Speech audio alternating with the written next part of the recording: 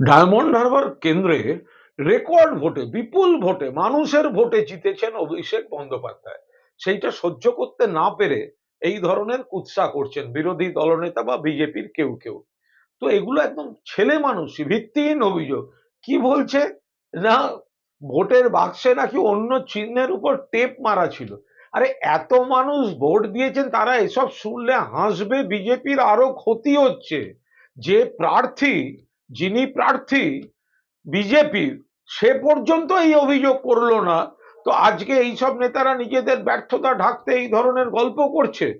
তারা তো নিজেদের প্রার্থীকেই দল থেকে কিভাবে কোণঠাসা করা যায় সেই সব আয়োজন করেছে। আমরা তো উল্টে বলছি যে যাদের শয়নে স্বপনে জাগরণে অভিষেক অভিষেক অভিষেক, যারা অভিষেক ফোবিয়ায় ভোগে, এসব অবান্তর কথা না বলে অভিষেকের বিরুদ্ধে ভোটে লড়ার মুরদ হলো না কেন? বিজেপির বড় নেতারা লড়লেন না কেন?